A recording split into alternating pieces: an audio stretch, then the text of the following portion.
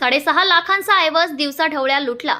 उमरखेड ढाणकी रोडवरील उड्डाण पुलाजवळ चारचाकी वाहन थांबवून रस्त्याच्या बाजूला लघुशंकेला गेल्यानंतर गाडीच्या काचा फोडून गाडीतील ड्रायव्हरच्या बाजूच्या सीटवरील बॅगमध्ये असलेली 4,47,000 रुपये रक्कम व 3 तोळे सोन्याची गोफ असा एकूण 6,47,000 रुपयांचा ऐवज अज्ञात लुटारूंनी चोरून नेल्याची घटना दिनांक 4 ऑक्टोबर रोजी दुपारी 3 वाजताच्या दरम्यान घडली।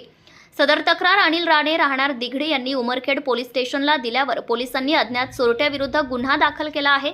पोलीस सूत्रांनी दिलेल्या माहितीनुसार दिघडी येथील रहिवासी असलेले अनिल सुरेश राणे हे आपल्या MH46 BK 6886 या कारने HDFC बँक हदगावकडून उमरखेड बायपास मार्गाने ढाणकी रोड उड्डाण पुलाजवळ आले असता त्यांनी पुलाजवळ वाहन थांबवून रस्त्याच्या बाजूला लघुशंकेला गेले होते।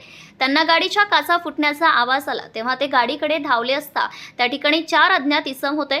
ड्रायव्हर जवळील सीटवर बॅगेत रोख 4,47,000 रुपये व 3 तोळ्याची गोफ किंमत 2 लाख रुपये असा एकूण 6,46,000 रुपयांचा ऐवज लुटून पळून गेले।